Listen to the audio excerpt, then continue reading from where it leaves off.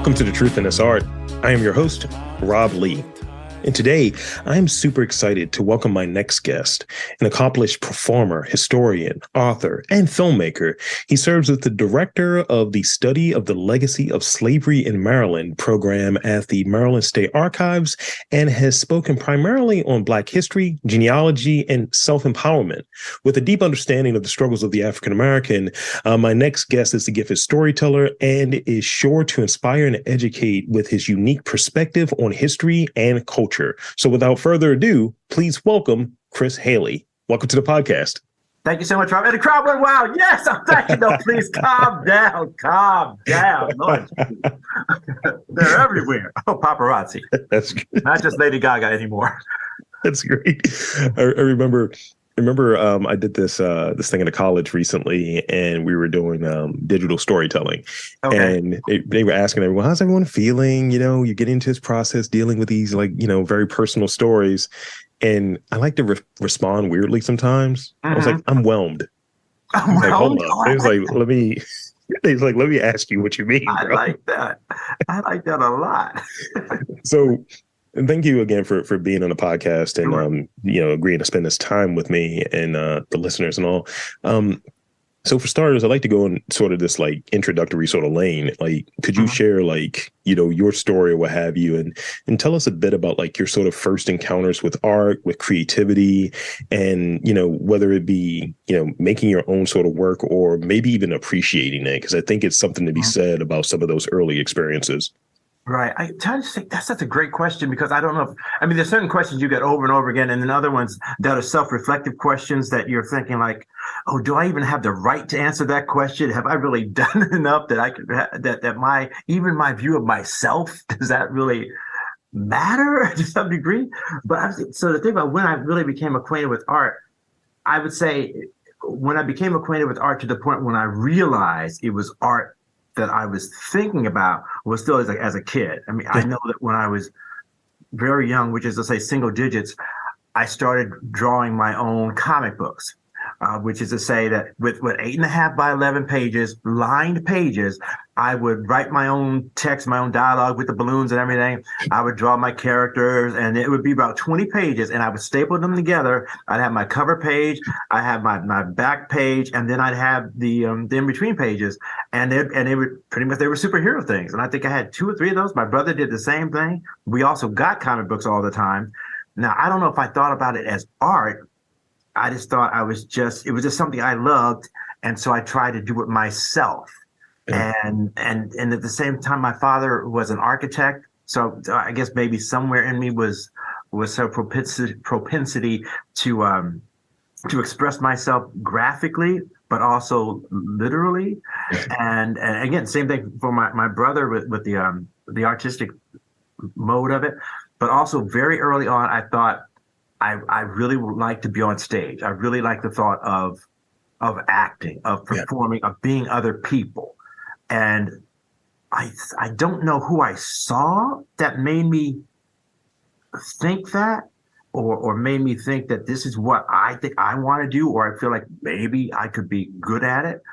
But I know the first time I ever performed, and I don't know if it was really performing, it was I stood up and I sang, and I don't know if anybody else thought it was a performance, but I know I did it, was in a local community center, and I sang "Take Me Out to the Ball Game." Yes. I remember, it's almost like we're doing this podcast and people can't tell, we have the blur behind us. Yeah. That's sort of how I felt. It was like I was by myself, standing alone, doing a solo of "Take Me Out to the Ball Game" in the middle of this community center room. And it just seemed like people were in a semicircle behind me. And I don't remember to this day, Rob, if they clapped or anything. I felt like I sang, a pin could have dropped, bounced, and dropped again, and I wouldn't have heard a thing. But I thought, I think this is what I want to do. Even if nobody's liking it but me, I certainly am going to do this. And that's when I first remember performing to perform or entertain, other than just being in school and being a smart kid. And so they do the Thanksgiving play and you read a line, and because you can read and you're up there with your little pilgrim hat or whatever. But you weren't really performing, you were just, I don't know, representing. Sure. for whatever the occasion is. So I think that's really what it came. So I was very young. I literally was very young. And ever since then, I've always liked being in the field of the arts. Ever since then, either writing, singing, or acting, performing, always been a part of me till this day. So, and thank you. I share some of that. Early on, wanted to be a comic book guy. So definitely. Okay. And it was one of those, smart kid. I'd rather hurry up and do the test, get a B, never studied, take the B so I can finish the rest of that time that everyone else is struggling through the test. So I could sit there and draw the X-Men or what have you. That was literally what I was doing. Imagine. And then kind of going through this sort of path of always trying to look for different things that, kind of sparked my interest creatively, whether it was writing like short stories, it's like a lot of them real stories that, transpired being a black man and being a large black kid, in the 90s or have you. And, even going into rap for a period, which was very weird. Okay. And then going into podcasting for the last 14 years. Excellent. And it's always sort of something. And I've been playing with this idea. And I go back to one of the things that you said of, can I use this term, am I a polymath?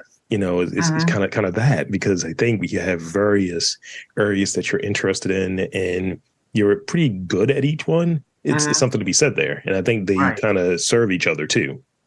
Yeah, I know a friend of mine was talking to me the other day because I did a career day over at Marley Middle School, which is in the Glen Burnie area.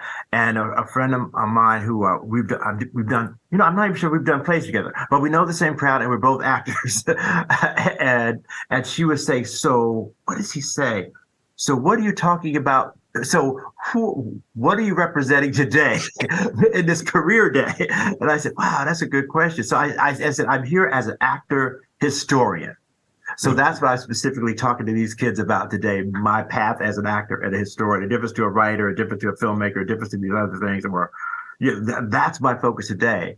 So I guess it's along the lines of what you say, which for better and or for worse, I'm involved in so many things now that people will come up to me and none of them are saying it in a disparaging way. It's almost like a little joke. So who are you now? So what are you claiming to be now? What are you up to now? And I think as much as I can be. I like that. It's almost like when you're going to get those free samples. I mean, whenever they come back, if they come back with those free samples from like a store and you're just wearing a mask, each time you want to keep getting that sample, here's my fake mustache, here's my doctor's costume. I'm doing all of these things. Exactly. So in that, and I think it's almost a natural segue. Could you describe what your current work is as it relates to film, as it relates to historian, as it relates to culture, history, acting, all of the things? Okay, sure. Right. In one little small little world. Specifically, my day job, how I pay the bills, is at the Maryland State Archives as director of the Legacy of Slavery Study in Maryland. And so within that, the primary course has been to try to look through the primary source records, which is to say records that are here from the beginning of time to the end of time, which are not secondary sources. So it's not people writing about something. These are the records from which people take facts to write about. So like birth certificates are here, or birth records are here, land records are here, deeds, patents for the beginning of colonization in Maryland, which is like 1635, all the way up to present day. And wills, and which is to say wills, which would include people's wealth and people's possessions, which of course include, prior to 1864 in Maryland, enslaved Africans. So that's something else that we have tried as much as we can over the last 20 years, more specifically with this program, which has been since 2005. We literally became the Legacy of Slavery in Maryland department, has been using runaway ads, domestic traffic ads, and federal census records to identify as much as possible who the free and enslaved Blacks and mulattoes were during that time frame, during the time frame that slavery existed, and even post-slavery's ending through Reconstruction from 1864 to approximately 1877. And that's been the crux of it. And what's so great about that, really, to me, is that it is giving life to people whose life, whose liberty, whose dignity was stripped away from them. They had value, but their value was only based on what they could do for somebody else, what they could produce for somebody else, not any self-value, which we try to imbue ourselves with today, and our children and our friends and all that stuff. It's just like respect yourself, which was so much harder to do when the other people only respected for you for what you could do for them. And so that's the main thing that I'm dealing with right now. Dealing with, but it is dealing with actually is a real word, and it is I think an appropriate word, because for those persons who say, well, that's a great job, it must be really, really exciting, and I'm thinking, well, yeah, it is, but it's not often fun. And I guess that's the thing about, I always want people to sort of remember that as much as I like doing it and I'm proud to do it, and I feel like it's something that's exceptionally worthwhile, it's not easy to do, because it's not easy to look at that laws that were made from the beginning of slavery being race-based in Maryland, which is 1664, where it was that if you were Black or of African descent, you can be enslaved for the rest of your life, unless other things happen, like a manumission or the or certificate of freedom. But I would say your prescribed state, your assumed state, was enslaved because you were Black. Right. And to see records, to read records, and to see laws that were very matter of fact about it. It's not like they're now everything's sort of editorialized or there's a snap. This is the fact. If you're a free Black, these are the things. Well, at that point, it's saying free Negroes. These are the things that apply to you.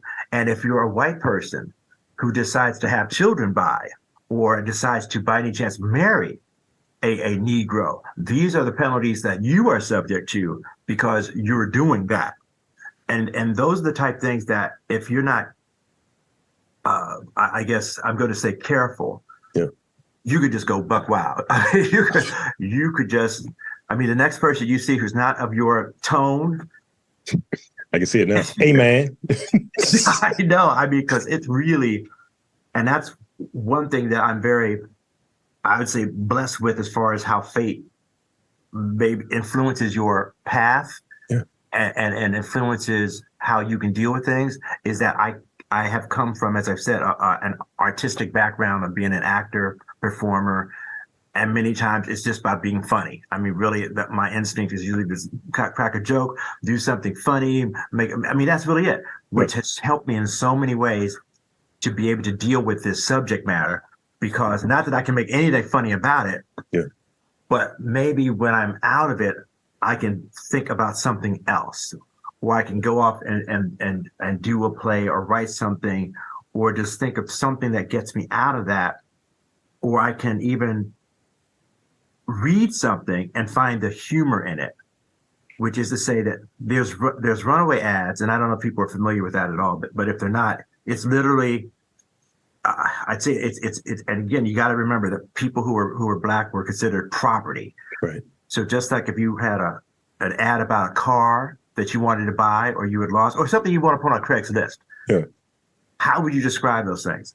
That's how Black, I keep saying Black people, we weren't called Black then, but how would you describe it? You describe it by its size, by its color, by its condition. And that's how Black people were described in. And sometimes in a runaway ad, the person who owns you is trying to get you back because you're worth money to them. And sometimes an ad will say that the person ran away for no fault of my own. You were their master. You were probably beating them every other Sunday for no fault of your own. It's just like the funniest thing. And then they would say something. They'll say something about has a dour attitude or tends to be surly when they talk to them because they're enslaved. Did you not get the memo? I can't help and I do the same thing, right?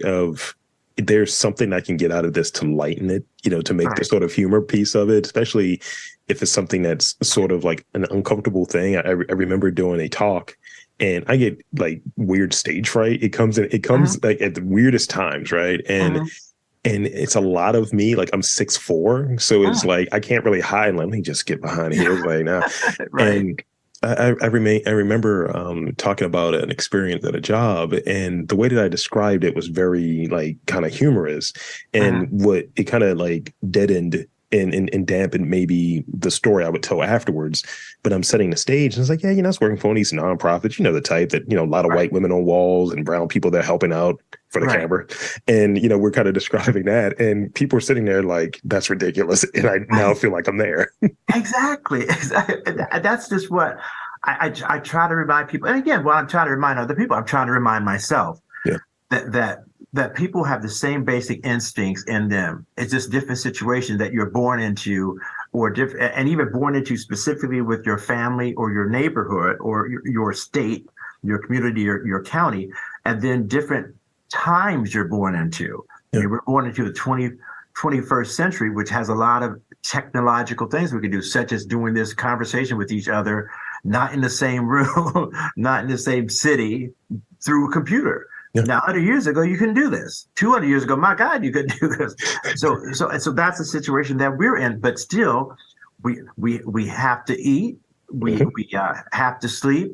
We do something probably to earn a living, or to earn the wherewithal to obtain food that we can eat, and clothes that we can wear so that we can survive during the different courses of the weather, and probably seeking love and avoiding hate, feelings of jealousy, feeling of rage, feeling of happiness, feeling of joy. It's just a matter of where is our situation. And so within that, I think with these different pieces of records that I look through about enslaved people and those people who enslaved them, every now and then I try to find something that's very contradictory to the situation. Yeah. And that can be funny, because a person is talking about something which shows a lack of self-awareness of what they're doing about somebody else who they're treating as if they're not human, and yet they're bemoaning their human characteristics. Right. Which is to say that they have a dour attitude, or they ran away for no cause of my own. It's like, because all of a sudden they're assuming that, wow, I'm insulted that this person ran away from me. Like, I'm one of the good ones. Only on Thursdays. Hello, I know, right. I immediately, as you were just describing it initially, I started thinking of like, if and it couldn't be and it wouldn't be, but if it were done like those sort of car commercials or what have you, it was like, here's the 2023 like Negro, and it's like, yo, this is dark. Exactly. But that's the big old Key and Peele thing when it was, I think it was a play on Roots, I think it was. But they were on the block, and at first like, oh gosh, I'm sorry, man, this is gonna be horrible. And then they keep getting passed over. Well, how do they pick him over me? What's going on here? Now that just doesn't make sense. That's not right. That's just not right. But it's funny, and you wonder. I don't know. I mean, it's just the things that probably would go through your mind when you're in a terrible, terrible situation to try to survive. Mm-hmm. And I don't know. I don't know. It makes me wonder. So you mentioned the Key and Peele scenario and referencing your uncle. Yes. And so your uncle's Alex Haley, will have you, mm-hmm. and I want to get a sense of like some of those sort of motivations, because I would imagine like there's at least a conversation like, look, this is food. So what are some of those like motivations early on in the beginning of sort of pursuing this sort of work? Because as you were saying, like it's, you got to use comedy somehow at times to try to dampen like this is an existence. Right. So exactly. What were some of those motivations, in your work early on? The work that you're pursuing, like professionally, your work that you're pursuing creatively, and the beginning, was it something more oriented around passion, or curiosity that drove it in the beginning, and what's continuing to drive it?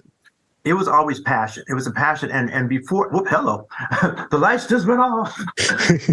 See, this is a state building. Keep paying your taxes. Okay, now the lights are back on now. Right, back yet. Somebody just put in a bill. All right, good. it began, I think for me, it really began because my grandmother, Ziona, gave me a book when I was like 8 or 9 years old called the American Heritage History of the Negro in America. And I was amazed, and I think that's really the true word, amazed. And again, you're really, really young, you're amazed by a lot of things. But I was amazed when I opened up this book and there were all these Black faces in it. And I thought, this is crazy, because all I knew about at that it was Frederick Douglass, Harriet Tubman, and George Washington Carver.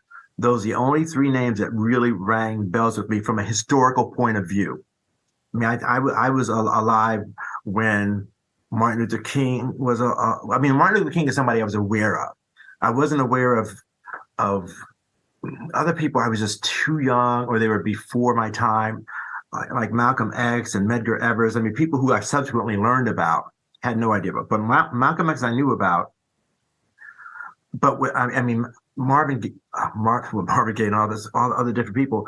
But there were so many different people in this book who were Black, who had contributed to American history, that I thought, this is amazing. And I really want to know more. So from that point on, I was always interested in Black history. And then I was interested in reading about Black performers and what did they do. And because we didn't really see much on TV. I mean, there was no BET, there's no TV One, there's no Tyler Perry, or there's no Oprah. I mean, there's hardly anybody. There's Sammy Davis Jr. And then the other people who were dismissed were way back when, before I was born, way back when.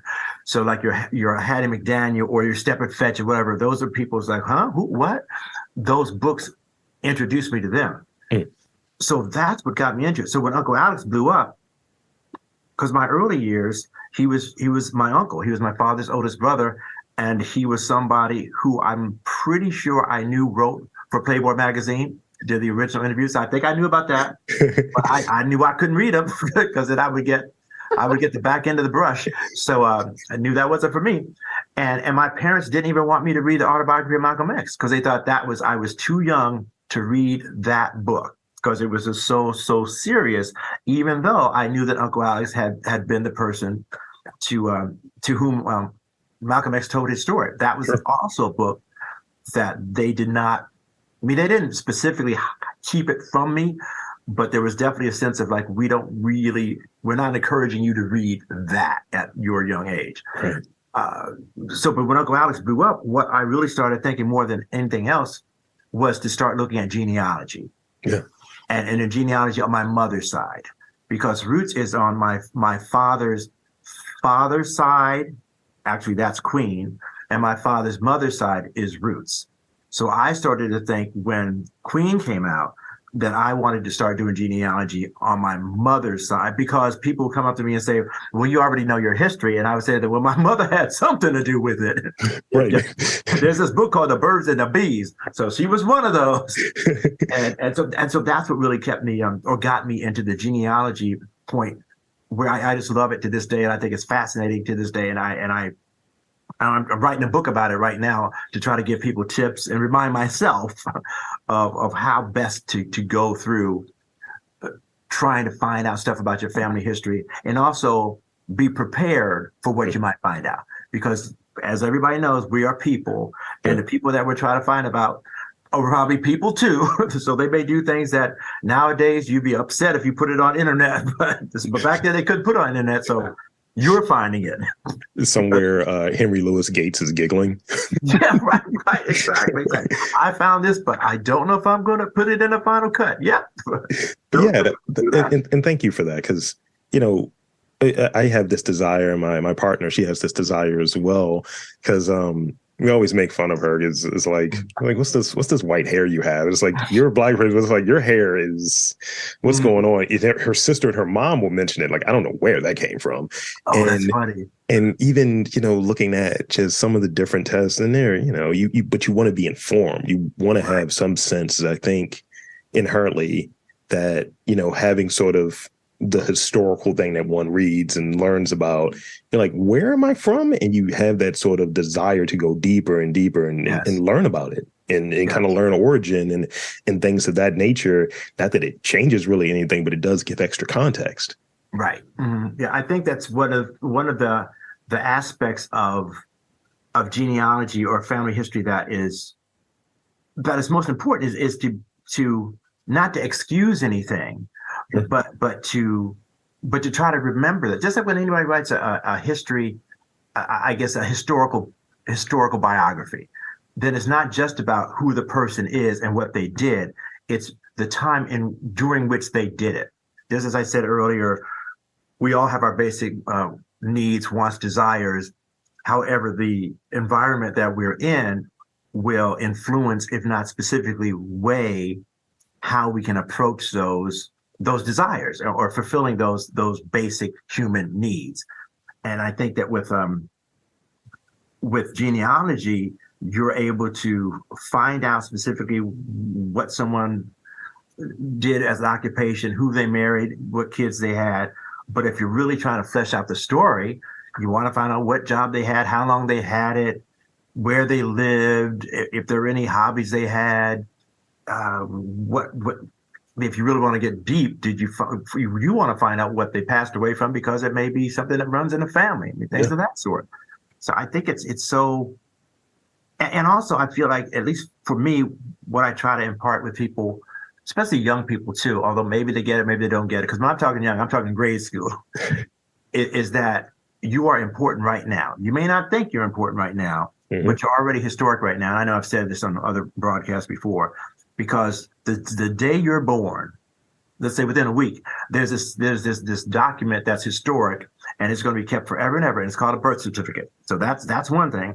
And then if you pass through a year with a 0 on it, then you are in another document, which is called the federal census, and that is here forever too. So no matter what you do, how down you feel, how up you feel, people will be able to search you out for those 2 records alone. So if you're feeling really, really down, just remember, you are historic. No matter what you do. If you cheated on that test, you're historic. If you got an A on that test, you're historic. If you kiss that girl, you're historic. If she smacked you in the face, you're historic. So either way, that makes me feel great now. So, I mean, I don't have a 0. I got a 5, so I'm in the middle. Just right. Mm-hmm. But still, But if you pass through a 0, then you are on some record. So you were there. And you were there. You were there. And I think one of the things that you touched on, I think that's so apt and so important. Like, I think from my standpoint and kind of looking, like, my mom didn't know her dad. So that's like a missing thing. I don't have that grandfather per se. Yeah. So it would be really interesting to find, I'm like, oh yeah, your grandfather had a radio station back. And it's like, I'm just like, this is where it comes from. You could do that and play those different games, but it's really like we get a lot of, at least the school system I went through, you get a lot of other people's stories and their histories and so on, and there's just missing pieces of your own. So I think that sort of work that you're describing really has that sort of effort to fill in some of those things that are left out at times very intentionally. And people will know that about you, especially nowadays. They'll know that about you because everything is online. And people can even do that Wayback app or whatever that website is, and they can find out some of these Wayback Machine. Yeah, the Wayback Machine, right? That you already have, because what you have 522. Yeah, I'm been busy. Right. You've been up to this microphone. I mean, that's my calling, and I like to look at what I'm doing, and we're gonna shift a bit into a few other things. I definitely want to talk about some of your creative pursuits a bit more, but that's really what it is. Like, I want to facilitate stories being told, and there's a curation component, there's an archival component, and it's intentional. Some of the folks I have on, a lot of times, like, oh, okay, well, you come on, let's talk about your story a little bit. Right, exactly. So, if you will, could you tell us? No, $5. I will take it through the screen. $5. That's a real troll move right there. My birthday just passed, and I will give you my address. Hold up. Really? When was it? It was Monday the 23rd. Wait, was that Monday the 23rd? Whenever Monday was. Whatever the 23rd was. My Aquarius brother. Mine was Friday. Really? Yeah. Oh, how about that? That's why I'm seeing all of these weird similarities. I'm like, oh my God, that's crazy. It's like, why am I talking to an adult version of myself? Like a more polished adult version. Oh my God. Yeah. Aquarius. So, like, talk about like some of the, because you have like this prestigious background, but you're on multiple boards or what have you. Mm. So talk about some of that in terms of preservation and promotion of African American history and culture, and just kind of hammering that point home. And we're going to talk about a few other things, but at least want to get that piece out there. What's amazing about that is for people who are listening, and depending on like what your path is, there's at least for me anyway, for a difference to somebody else who's sitting in this chair talking to you. There's a time when you don't feel like you'll ever be asked to be on a board. There's a time when it's like we're back in school. Well, who's going to pick me for the kickball team? Who's going to pick me for the dance? Who's going to pick? Well, there's a time when you get into a career, or a professional career, what have you, that who's going to pick you to be in a school play? Who's going to pick you to be in this? So when you become a professional and you're like in the history field, who's going to ask you to do a talk? Who's going to ask you to be on a board? Who's going to ask you to be on an advisory board? And you start wondering if it'll ever happen. And then it happens. And then you're like, oh, well, what do I have to do? Well, you advise, you give some money, maybe sometimes you donate some money, and then you share some of whatever your expertise is. And so that's what started happening to me. And the first few boards I was on were, I'd say, primarily artistic ones. I was on the Annapolis Arts Alliance. So that was because they knew that I was an actor and I also wrote. Yeah. And I did that in this Annapolis area. Then I was on something called the Jake Savage Foundation. That was, again, from my artistic point of view, because I was I had a radio show and a TV show for public access called Undiscovered, when I was trying to be the nice version of American Idol, where I didn't have to like bitch people out or something like that. I would try to encourage them and give them an opportunity to sing or perform or whatever, or play their instruments. So those are the kind of boards I was on. And then I was on Historic London Town. And that was because in my position as director of the study of the legacy of slavery in Maryland, they wanted a broadened aspect of those persons who were Black, free and enslaved, who may have worked, who may have toiled at London Town or in that area, which is in Edgewater, Maryland. Yeah. So that became what I was added to. So they would look to me, I would say to some degree, for a measure of, okay, check us. If this is what we're supposed to be saying, if this is how we're supposed to say it, please check us. I mean, that's sort of kind of why you're here. I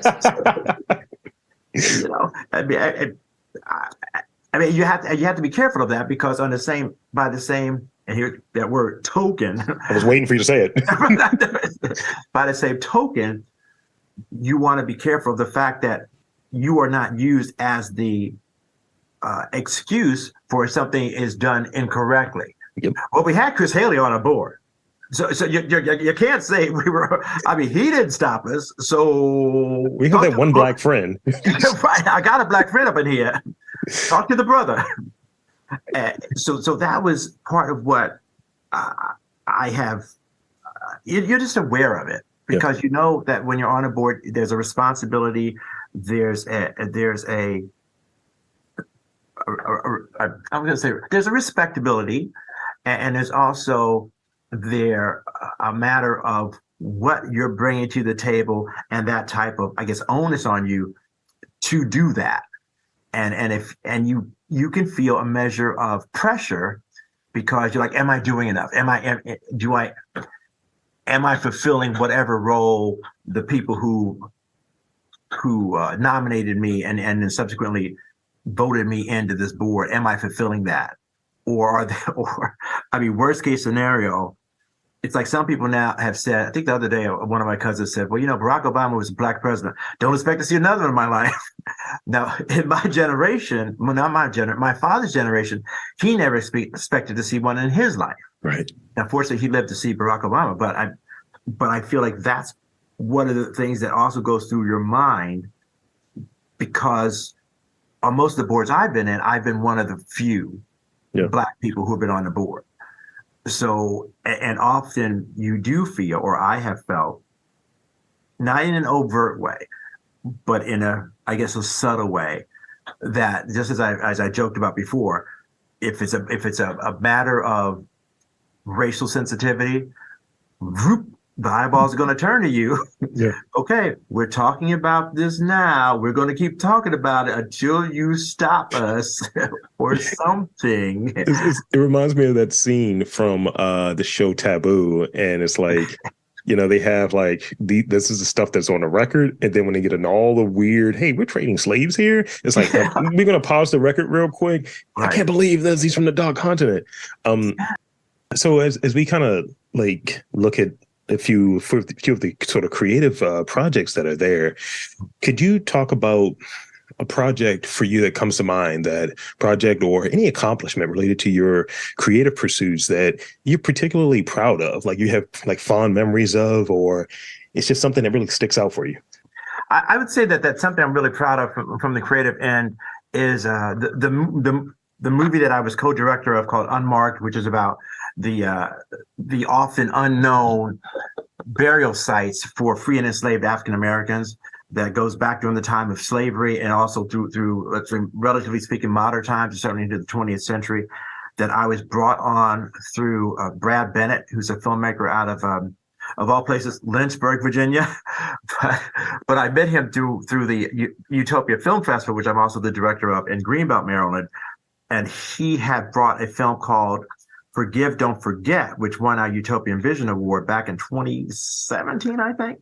And subsequently, because he knew my job at the archives with the Legacy of Slavery program, he thought I might have some insight into this background because he knew people who had volunteered to help uncover and preserve sites where they believed Blacks had been buried, and we didn't know where exactly they were.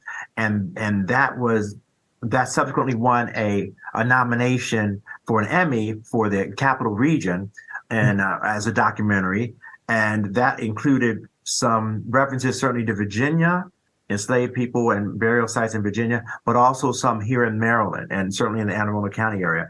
So I'm very, very, very proud of that.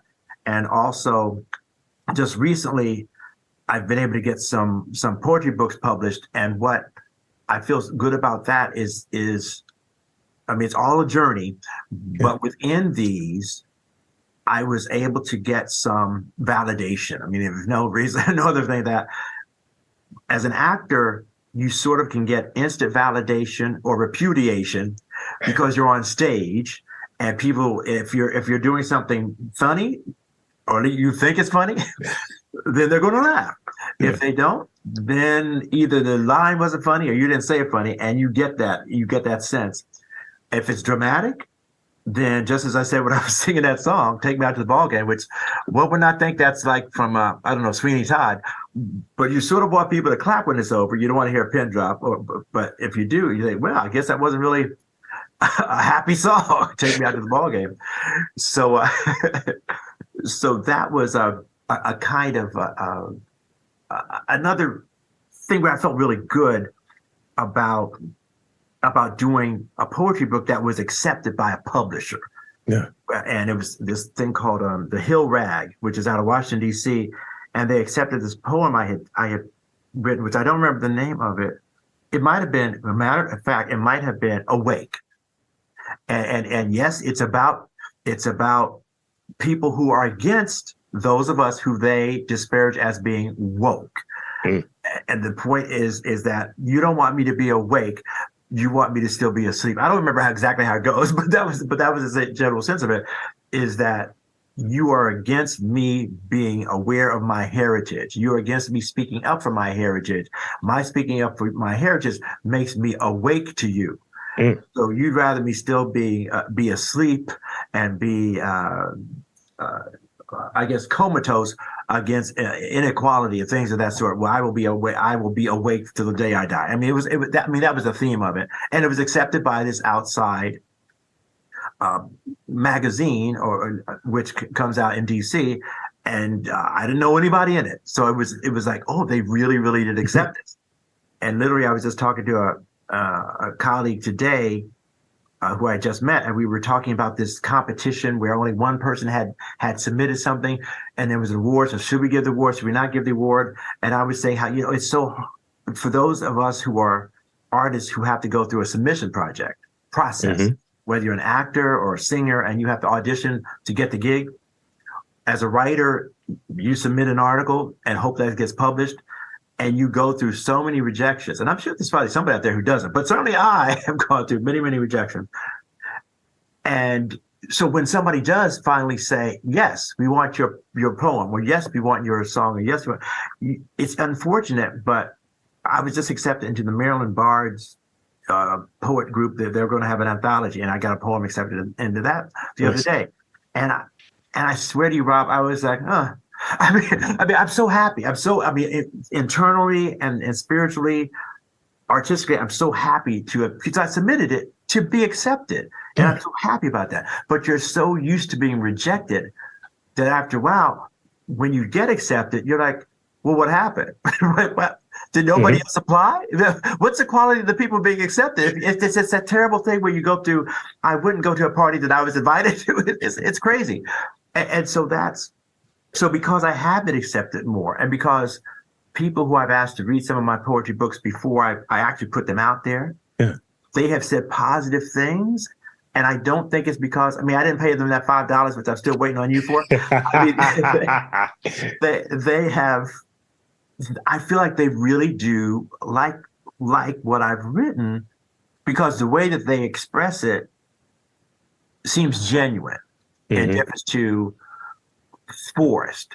And maybe some of the ones who haven't given me a review yet, maybe those are the ones who don't like it, but they don't want to say anything yet. Maybe that's why I haven't gotten a response from them. But so that's what I think has been most satisfying. And that's what I've been pushing of late. Certainly there's been some plays. I've finally gotten Jesus Christ Superstar to play Judas after wearing that album out for the movie and the play, wore it out. And I finally got in that at Bucks County Playhouse. I finally got into a production of Ain't Misbehaving first in the Claridge Casino in Atlantic City, and then subsequently, and that was after, I'd say it could be 7 or 8 auditions. It was incredible, the number of auditions I went to in New York to finally get in as an understudy to play both parts. And I've always been skinny as a rail, so for me to be the understudy for the Ken part, it was kind of a reach, but there I was the understudy for the Ken part, and another guy who was more, I guess, medium frame was for the Andre part. Yeah. And it took forever. So I was so happy. The thing that wasn't great about it was that my mother was my biggest fan, and she had passed away. And she loved going to Atlantic City. She loved just to gamble, sit at the slots, and work that thing. And I know she would have loved seeing me in Atlantic City performing where she loved to go anyway. So that's the the bittersweet part about that. Yeah. So as performance goes, that was wonderful. Getting on the wire a couple of times, playing a good guy both times, that was pretty nice. Maybe. And it's crazy because for those persons that you have on your show who are actors, for most of my young years, I guess I had this sort of I guess I could say pretty boy face. So I would always get the really this sweet little, the friendly and nice, and usually for those who know what industrial film is, which is just within whatever industry you're talking about, like it could be the podcast. I'm sure there's probably industrial films about podcasts now. It's just for podcasters like yourself. You would be seeing them, and that's called in-house. Got it. Yeah. Especially if it's union, it's in-house. If you do it, it's not union and you're union, then it's the other house. Because if you get caught, boom, you get penalized. But I would do some of those, and I was always the guy who's making mistakes and always, screwing up. As I've gotten older, now I play the guys who are probably the mean or the sober supervisor. Or now I've gotten in 2 things one was for BET, this show called For My Man, and another show called Relatively Evil, where I was a bad guy both times. And I mean seriously bad. One was like a double homicide murderer, and the other guy was someone who was just an abusive father. And I mean over the top abusive father, to the point his son ends up dying. And this is, of course, based on real life. Yeah. His son ends up dying, and so he was a suspect because he was such an abusive father, and people knew about that. So it's just how things change. I don't know if I don't look at myself and say, oh yeah, you should be a killer. You would have won. I remember at one point when I was doing just a few like background things, what have you, and having some interest in some of the folks I've spoken with, actors and folks in casting. And I just remember one person reached out and was like, "Do you want to be a drug dealer for us?" I was like, "Well, I guess that's playing against type a little bit." And the one thing I joke with my partner, I joke with my girl with, I was like, "Look, I don't look like him enough, but I'm like similar size." I was like, "I want to play Charles Mingus," and she was like, "Go on." I was like, "I want to just yell at other podcasters like that. You're not getting it right." Like, oh, that's funny. I'll have a double bass. I like that. I like that. So you actually answered the second question that I had in there. So kind of out of the real questions before we move into the rapid fire, not the BS questions. But I want to kind of provide space here. If you had anything you wanted to share, here's an opportunity to share. I mean, you can't say, I'm a random, do this poetry. So, since I did submit it, nobody could turn it down.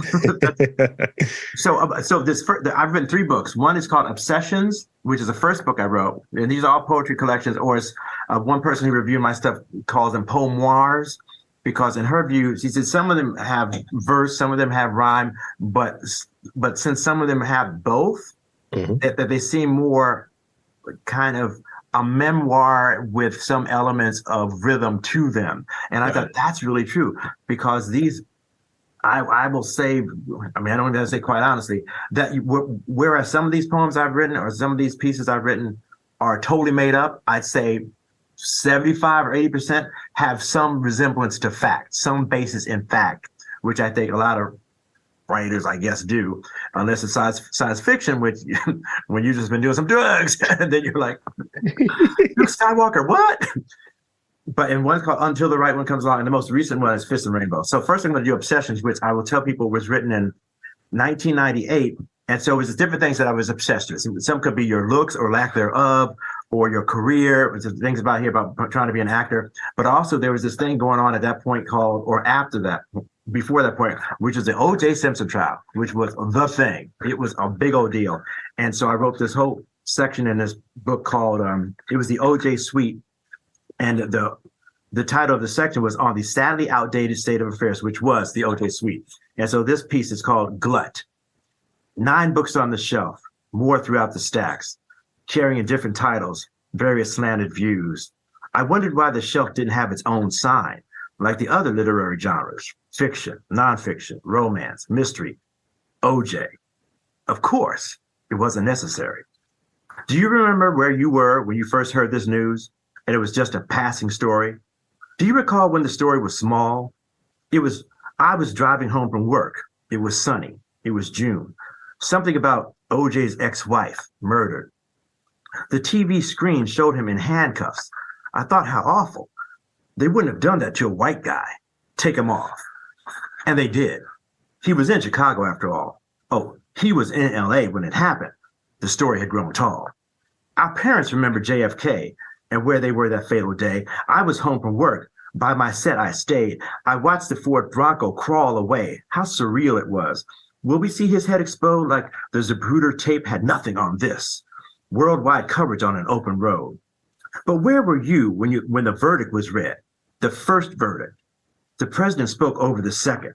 I was in a mixed crowd. We find the defendant not guilty. A white woman said he got away with it. A black man said he ought to sue everybody. Black me, who thought he did it, said nothing. So what do you think of knit caps now? Gloves, golf clubs, lawyers, police, judges, media, Bruno Mali, those ugly ass shoes. Can we revisit the sports hero and the common man? OJ is 1 for 2. Joe Blow would have gone 0. The richness of his class saved him. The vengeance of his class brought him back to the people he appealed to, the black poor. Book after book after book on one man by authors, acquaintances, detectives, lawyers, girlfriends, jurors, and more, digging a hole we all sank into, wallowing in a glut of misery, a pool of pain and blood. Thankful it wasn't ours, but too engrossed to let it go. Let go, America. Let go. So that was my, that was my little OJ tribute, so to speak. I dug it. It's great. Yeah. And the one I have for my recent book, Fists and Rainbows, is one that now this really happened to me when I was growing up, because my mother's mother and grandmother both live in Augusta, Georgia. So and every summer we would take a 1 to 2 week vacation. We would drive down 95 to Augusta, Georgia, and also in Christmas time. So this one time, and this thing still exists today, it doesn't exist today, but it existed then. And it's called I Remember the Billboard. And this is again from Fists and Rainbows. Available now on Amazon. I remember the billboard, the man aloft a horse, riding high in the sky, a giant hunting for prey, staring as we drove by. Dark holes shielded his eyes as we crossed state lines. Painted words shouted, "You're now entering Klan country." In the back seat, I muffled a cry. Though to some you were a welcome, to a transfixed child you were a horrid sight. I'm sure several cheered your message. It was this black boy you meant to fright. I might never know when you were built. I vaguely recall where you stood, but I'll remember till the day I die, the billboard of the man with a hood. And I really, literally to this day, I remember seeing that. And I don't remember exactly where it was. I know I was crossing the state line, maybe in this, I don't want to just or say something bad about some state, but it might have been going into South Carolina from North Carolina. That's what I suspect it was. Yeah. But if you go online and Google, I guess, Klan country signs, billboards, you can see old black and white images of these signs. And I just always remember that. And I was so young that I don't think I literally knew what the Klan was, but I sensed it wasn't good and certainly wasn't good for Black people. Right. And it made me think about my father always wanted us to get up really, really, really early in the morning to drive there so that we can get there in one day, in one time, without having to stop for anywhere but going to the bathroom. My mother would pack our lunch, dinner, whatever. It was deviled eggs, fried chicken, and we had it. And I was like, gosh, why are we going so early? I mean, it was dark when we left and dark when we got there. And in retrospect, I think that's probably why he wanted us to go so early, because he didn't want to stop anywhere. So now I just brought down the whole interview. But anyway, no. But I mean, I think it's real, and thank you for sharing that. And just, it speaks to the talent, speaks to the experience, speaks to the desire to share, that sort of openness there. So thank you for that. And as we move into I'm trying to rebound and be comical with it, as we move into the rapid fire questions. Sure, good. Yeah. So I have a few of them for you. And a couple of them a little longer than others, but the brevity is key here. Okay. So we're started off with this one. What is your favorite month? Rapid fire, right? Okay.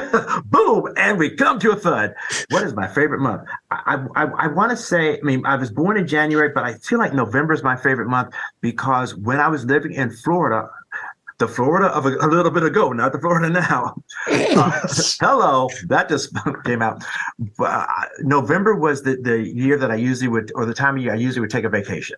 Either I would go back to visit my folks here in Maryland, or I would just go visit other family I had in North Carolina when I was living in Orlando. So November is the month I sort of associate with my vacation time and more of a relaxed period. It wasn't so hot in Florida, and it wasn't as cold as it would be when I was still living in the winter. So I'd say November.